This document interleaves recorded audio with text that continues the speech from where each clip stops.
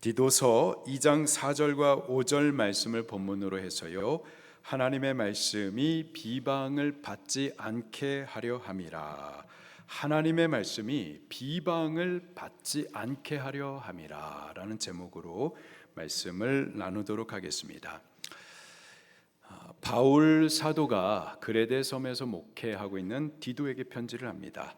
그 세워진 교회를 잘 지키고 또 든든히 세우기 위하여서 몇 가지를 명령해요. 첫째로 바른 장로님을 세우라라고 명령을 합니다. 둘째로 불순종하고 헛된 말로 교회를 흔들고 무너뜨리는 거짓 교사들, 그들의 입을 막으라 명령하세요. 그리고 셋째로 성도들에게 바른 교훈에 합당한 것을 가르치라 명령하십니다. 네 종류의 성도들에게 각각 취할 합당한 일들을 가르치고 있습니다. 먼저 늙은 남자들에게 가르치세요. 늙은 남자란 교회 어른들을 말합니다. 단순히 나이만 높은 어른 말고요, 어린 성도들에게 신앙의 기준과 본이 되도록 세워진 교회의 어른, 신앙의 어른들을 말하는 거죠. 늙은 남자가 취해야 할 말씀에 합당한 것들은 첫째로 절제입니다. 절제란 방종하지 않는 거죠. 다른 사람들에 대해서는 배려하는 겁니다. 그래서 우리가 지난주에 예배 전에는 이제 서로를 배려하여서 웃고 대화하기보다는 기도로 예배를 준비하도록 그렇게 우리 결단했었습니다. 두 번째로 경건이에요. 경건은 존경받을 만한이란 뜻입니다. 야고보서 1장 27절은 경건의 구체적인 모습을 제시해 주시는데, 첫째로 고아와 과부 등 환난 중에 있는 분들, 슬픔 당한 분들, 그들을 돌아보는 것이며, 두 번째로 세 속에 물들지 않는 겁니다. 셋째로 신중함이에요. 말과 행동을 조심하는 겁니다. 새신자 초신자들에게 본이 되도록 삼가는 거죠. 마지막으로 온전함입니다. 믿음, 사랑, 인내에 온전하셔야 돼요. 우리의 신앙이 균형 있고 건강해야만 하겠습니다. 늙은 남자는 교회 어른들이에요. 어린 신자들에게 바른 신앙의 본을 보여주셔야만 하는 거죠. 이어서 늙은 여자들에게도 가르칩니다. 늙은 여자란 마찬가지로 교회의 여자 어른들을 말하죠. 교회의 남자 어른들이 취해야 할 것들, 곧 절제, 경건, 신중함, 온전함을 늙은 여자들도 갖추셔야만 합니다. 그리고 거기에 추가적으로 세 가지를 더 가르쳐 주세요. 첫째, 모함하지 말아야만 합니다. 두 번째, 술의 종이 되어서도 안 돼요. 마지막으로 세 번째, 젊은 여자들, 교회 어린 여자 성도들에게 바른 신앙을 가르쳐주는 자가 되어야 한다 말씀하고 있습니다. 오늘 본문에서는요, 젊은 여자에게 합당한 일들에 대해서 가르쳐 주십니다. 4절 말씀입니다. 시작. 그들로 젊은 여자들을 교훈하되 그 남편과 자녀를 사랑하며. 젊은 여자, 교회 안에 있는 젊은 여자 성도들, 새신자, 초신자 등 어린 여자 성도를 말합니다. 늙은 여자, 곧 교회 여자 어른들은 교회 젊은 여자 성도들에게 신앙의 합당한 모습들을 가르쳐 줄 수 있어야만 합니다. 신앙생활은 혼자 알아서 잘하지 못해요. 가르쳐 주셔야만 하는 겁니다. 가르쳐 주어야 무엇이 바른 것인지 배울 수가 있고, 배워야 바르게 신앙할 수가 있는 거죠. 우리 교회 여자 어른들은 젊은 여자 성도들을 바른 신앙을 가르치셔야만 하겠고요. 또 젊은 여자 성도들은 무엇이 바른 신앙생활인지 배우셔야만 하겠습니다. 신앙생활은 내 생각대로 하는 게 아니에요. 내 멋대로 하는 것이 아닙니다. 바른 것이 무엇인지를 배우고 배워서 순종하는 것이 신앙생활인 거예요. 젊은 여자가 배우고 순종해야 할 그 합당한 것들은 첫째로 남편과 자녀를 사랑하는 겁니다. 이 사랑의 언어, 사랑의 방법이 대상에 따라 다르죠. 먼저 남편에 대한 아내의 사랑의 방법은요, 복종과 존경이에요. 존경과 복종인 겁니다. 에베소서는 부부의 관계를 그리스도와 교회의 관계로 비유하면서 남편과 아내가 어떻게 서로 사랑해야 될지에 대해서 가르쳐 주십니다. 먼저 남편은요, 아내를 사랑하되 그리스도께서 교회를 사랑해서 교회를 위해서 대신하여 죽기까지 하셨던 것처럼 우리 남편들은 아내를 사랑하되 아내를 위해서 죽기까지 그렇게 희생적인 사랑을 하셔야만 하는 거죠.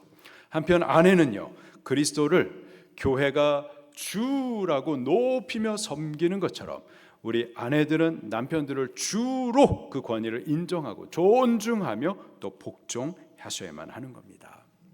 많은 경우 아내가 남편보다 믿음이 좋아해요.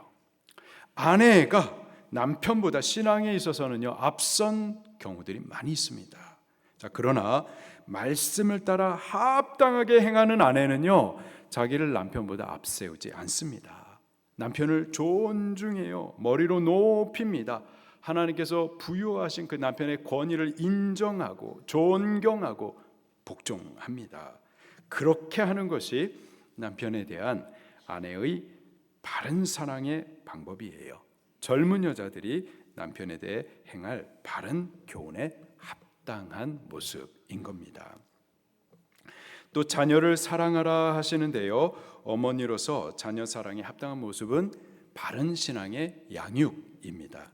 자녀를 믿음으로 잘 가르치는 것, 믿음의 사람으로 잘 양육해 드리는 것이 젊은 여자가 우리 가정에서 어머니로서 합당히 행할 일들인 겁니다. 우리 자녀들에게 영어를 가르치기 위해서 어떻게 해야 될까요? 영어 학원에 좋은 영어 선생님께 부탁하면 되겠죠. 수학 공부는요, 수학 학원에 보내가지고 수학 선생님께 부탁하면 됩니다. 어디 학원을 보내야 될까요? 공용 영수 학원에 보내시면은 우리 김형순, 김미 집사님께서 잘 가르쳐 주실 거예요. 잘 가르치신다고 소문이 났어요. 그래서 코로나 기간 3년 만에 벌써 2호점을 개원했습니다. 국어 논술 공부를 위해서는 어디를 가야 될까요? 서가학원, 우리 장영희 집사님께 부탁하면 되겠습니다. 국영수는 그렇게 전문 학원에 전문 선생님들께 부탁할 수가 있죠. 그런데 신앙은요, 우리 자녀들의 신앙은 우리 어머니들의 책임이고 사명입니다. 우리 어머니들이 가르치셔야만 하는 거예요. 자녀를 바른 신앙으로 양육하는 것이 젊은 여자가 가정 안에서 합당히 행할 일들이고 우리 자녀에 대한 바른 사랑의 모습인 거예요. 바울은 디모데를 아주 특별하게 생각했죠. 존귀하게 그리고 많이 사랑했었습니다. 그가 순교하기 바로 전에도요 디모데의 보기를 굉장히 사모했었습니다. 왜 그랬을까요? 그에게 거짓이 없는 참 믿음을 보았었기 때문이죠. 바울은 디모데에게 있었던 이 믿음이 그의 외조모 로이스와 어머니 유니게를 통해서 이어지고 있다라고 증언을 하고 있습니다. 물론 바울을 통해서 배운 바 믿음이 있어요. 바울을 통해서 큰 영향을 받았습니다. 그러나 첫 번째는 그 가정이었어요. 그의 어머니였었습니다. 그 어머니 유니게가 디모데를, 그 아들을 믿음의 사람으로 잘 길러냈었던 거예요. 신앙 양육의 첫 번째 책임은요 부모에게 있습니다. 교회 아니에요. 교회 선생님 아닙니다. 부모님이에요. 우리 아버지가 그리스도의 교훈과 훈계로 우리 자녀들을 양육하셔야 돼요. 우리 어머니가 우리 자녀들을 기도로 낳고 기도로 길러내셔야만 하는 겁니다. 우리가 기억해야 될 것이요, 우리 자녀, 우리들의 자녀예요. 그런데 우리의 자녀이기 이전에 하나님의 자녀입니다. 하나님께서 당신의 자녀를 우리들에게 맡겨주신 거예요. 하나님의 자녀를 맡은 자로서 우리 부모들은요 무거운 책임과 사명이 있는 거예요. 맡겨주신 자녀를 바른 믿음의 사람으로 잘 길러내셔야만 하는 겁니다. 나일 하수에 빠져 죽도록 내버려둬서는 안 돼요. 마귀의 권세와 악한 문화에 우리 자녀들의 영혼이 던져져 죽도록 내버려둬서는 안 되는 겁니다. 지켜주셔야 돼요. 살려내셔야만 합니다. 믿음의 사람으로 양육하셔야 돼요. 그것이 우리 부모님의 책임이고 사명이에요. 그것이 젊은 여자가 말씀의 교훈을 따라 합당하게 행하라 하신 것이며 우리 자녀에 대한 합당한 사랑의 모습인 겁니다. 우리 자녀들이 공부 잘하고 그래서 좋은 대학 가고 좋은 직장에 가는 거 기쁘고 좋은 일이죠. 그러나 첫째로는 믿음의 사람들이 되셔야만 합니다. 하나님께서 인정해 주시는 사람, 하나님께서 기뻐하시는 사람이 되셔야 돼요. 그렇게 길러내는 것이 어머니들의 사명이고 책임입니다. 그리고 또 그것을 위해서 우리 어머니들은 울면서 기도하셔야 돼요. 우리 어머니들 기도하셔야만 합니다. 세상이 정말 악하고 음란해요. 마귀와 사망의 권세가 입 벌려서 우리 자녀들을 삼키려고 합니다. 온갖 음란한 문화가 우리 자녀들에게 있는 핸드폰을 통해서 활짝 열려 있어요. 기도하셔야 됩니다. 우리나라 더 이상 마약 청정국 아니에요. 세상이 뽑아놓은 국회의원들이 마약으로부터 우리 자녀들을 보호하는 이 일들을 못하도록 방해해놓고 있어요. 우리 자녀들이 먹는 음식, 음료, 의약품 안에 마약이 섞여 있지 않도록 기도하셔야만 할 거예요. 우리 자녀들의 만남, 교제, 복된 만남과 교제가 되도록 기도하셔야 됩니다. 적그리스도적인 문화, 반교회적인 정서가 이 시대 한국에 아주 팽배해져 있어요. 그럼에도 불구하고 그리스도인으로서의 정체성을 분명히 하고 믿음으로 싸워 이겨나가고 나만 겨우 살아가는 것이 아니라 다른 사람들까지 영혼을 살려내는 참 믿음의 사람으로 살아가도록 우리 자녀들을 위해서 기도하셔야만 합니다. 우리 어머니들 기도하셔야 돼요. 우리 어머니들 왜 기도 안 하세요? 유모차 어머니들 왜 기도 안 하세요? 자녀들 유치원 보내고 학교 보내고 나서 어머니들 뭐 하세요? 세상 교육을 위해서 열심히 학교 보내고 학원 보내면서 정작 어머니로서 합당히 해야 할 그 사명과 책임에 대해서 왜 소홀히 하세요? 왜 기도 안 하세요? 자녀들 학교 보낸 이후에 주어진 그 귀한 시간 그거 허송하지 말고 예배전으로 올라와서 기도하십시오. 여전도의 기도 모임에 함께 참여하셔서 기도하십시오. 새벽을 깨워서 기도하십시오. 예수님께서는 십자가에 못 박히시면서 그 고통 가운데에서 우리에게 이렇게 당부하십니다. 나를 위해서 울지 말고 너희와 너희 자녀를 위해서 울라. 우리 자녀를 위해서 울기까지 기도하셔야만 합니다. 제가 어떤 장로님의 간증을 들었는데요. 하나님께서 우리 장로님의 영안을 열어주신 거예요. 영안이 열리다 보니까, 영적인 눈이 열리다 보니까 영적인 실체들이 보이는데요. 하늘이 그냥 까만 거예요. 까만 미꾸라지 새끼 같은 모형의 이놈들이 그냥 까맣게 하늘을 덮고 있는 거죠. 악한 영들, 귀신의 영들인 거죠. 거기에 이제 학교 끝나고서 3명의 아이들이 집으로 걸어가고 있었습니다. 걸어가는데 이 까만 미꾸라지 새끼 같은 이 마귀 새끼들이 그 자녀들을 가만두지 않는 거예요. 와가지고는 귀로 들어갔다가 눈으로 나오고 코로 들어갔다 입으로 나오고 아이들 데리고 장난을 치고 그렇게 더럽히는 거죠. 자, 그런데 이 3 아이들 중에서 그 중에 한 명 아이에 대해서 이 까만 미꾸라지 새끼 같은 마귀 새끼가 건들지 못하는 거예요. 이 아이 위에 하늘로부터 황금줄이 내려와 가지고 이 아이 주변을 갖다 막 돌면서 이 아이를 지키고 보호하고 있는 거예요. 이 더러운 이 까만 미꾸라지 새끼 같은 이 마귀 새끼들이 이 아이에게 접근하려고 가만히 왔다가 이 황금줄에 닿기만 하면은 막 갈아지고 죽어지는 거죠. 그것을 보고서는 장로님께서 하나님 앞에 여쭤보는 거예요. 하나님, 이 황금줄이 뭡니까? 하나님께서 대답해 주시기를 기도라는 거예요. 이 아이를 위해서 그 어머니가 부르짖는 그 기도, 교회 목사가 부르짖는 기도, 이 아이를 위해서 교회 학교 선생님이 그렇게 부르짖는 그 기도가 황금줄이 돼가지고 이 아이를 이 더러운 것들로부터 건들지 못하도록, 해안받지 못하도록 그렇게 지켜주신다라는 거죠. 전 그 간증이 믿어집니다. 틀리지 않아요. 이 세상은요 귀신으로 충만합니다. 악한 영들이 우리 자녀들을요 그냥 내버려 두지 않습니다.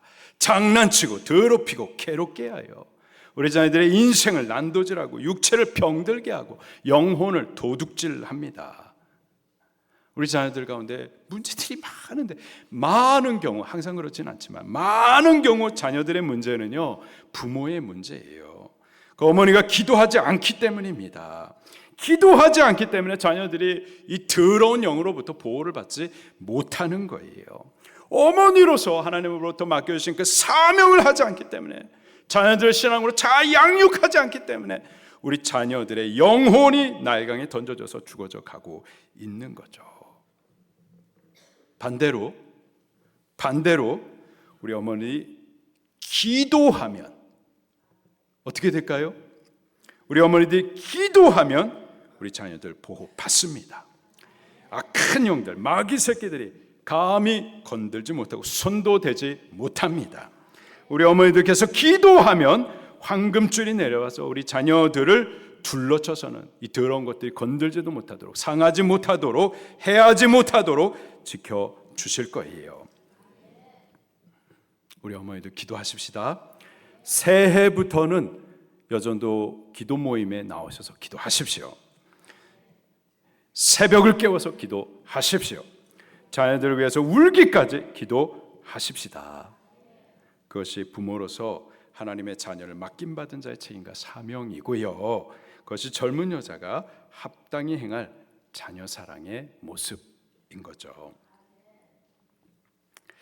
계속해서 젊은 여자의 합당한 일들을 5절에 열거해 주십니다. 5절을 또 같이 읽겠습니다.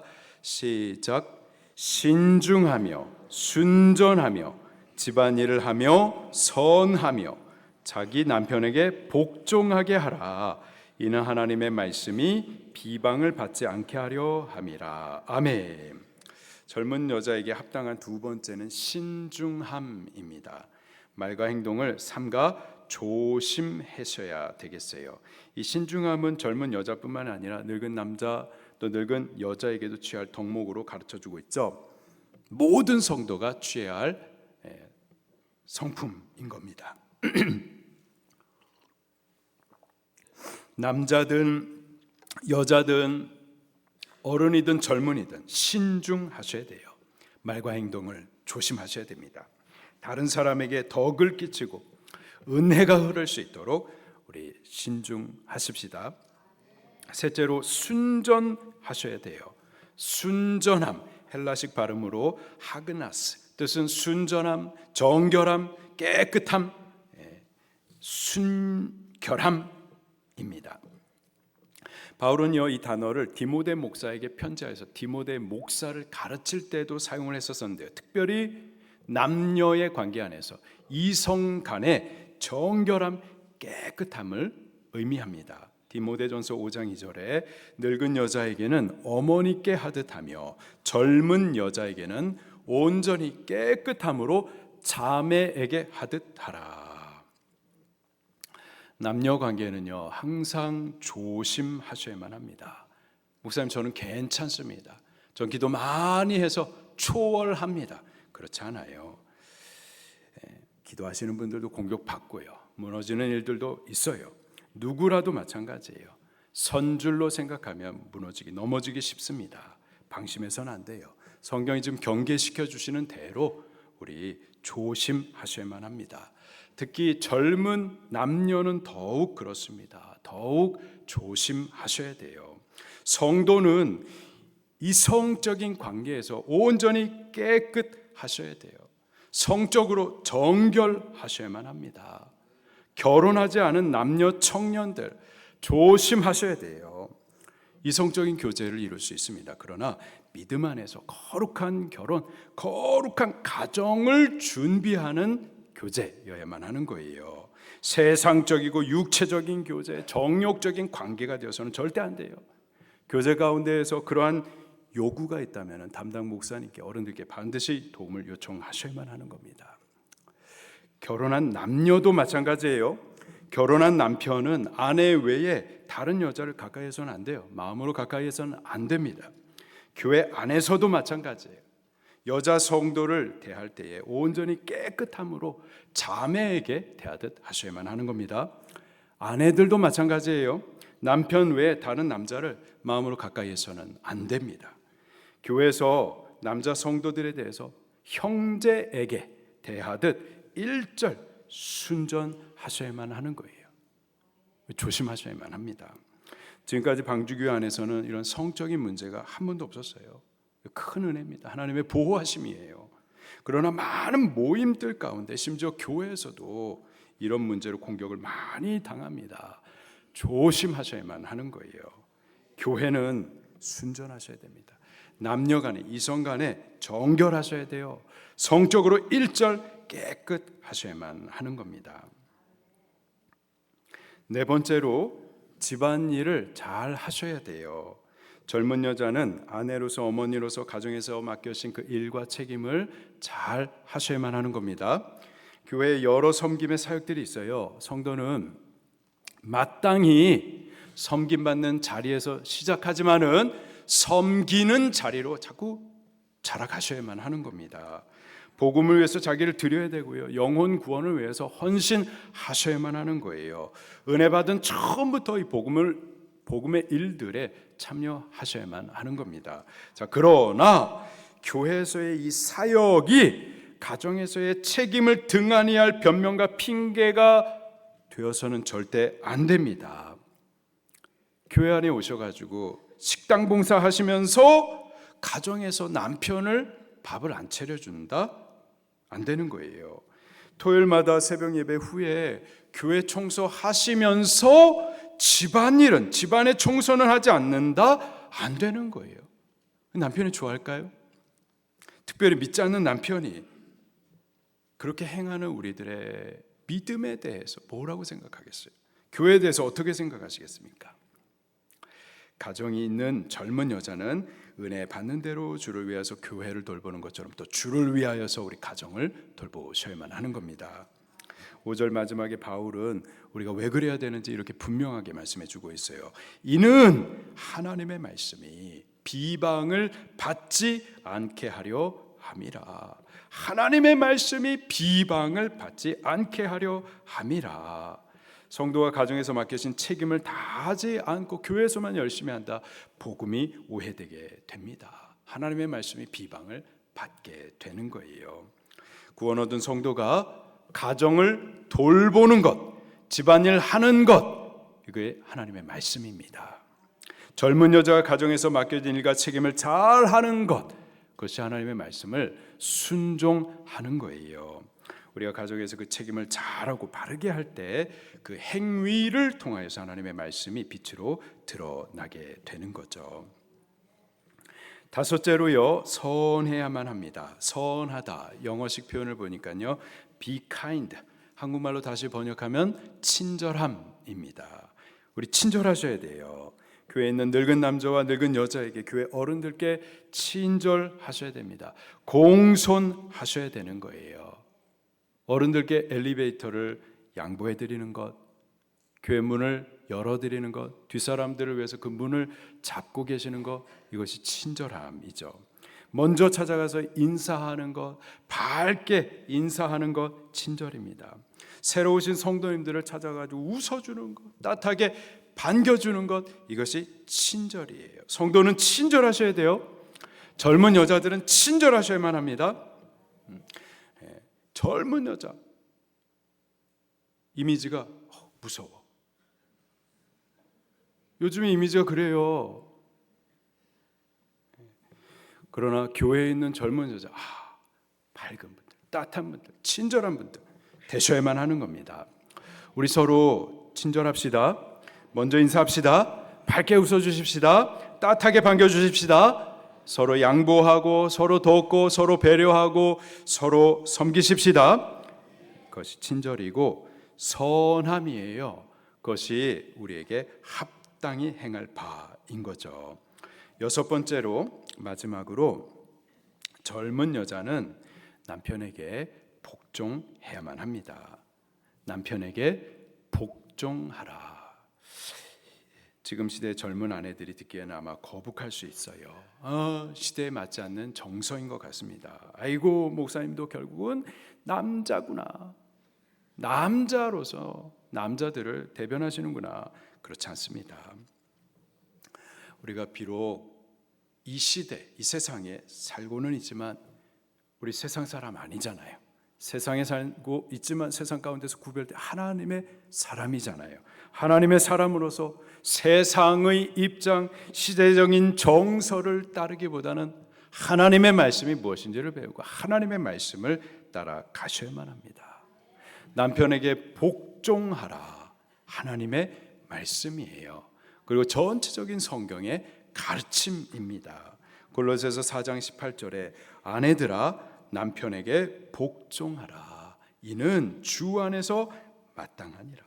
에베소서 5장 22절에 아내들이여 자기 남편에게 복종하기를 주께 하듯 하라, 이는 남편이 아내의 머리됨이 그리스도께서 교회의 머리됨과 같음이니 그러므로 교회가 그리스도께 하듯 아내들도 범사에 자기 남편에게 복종할지니라.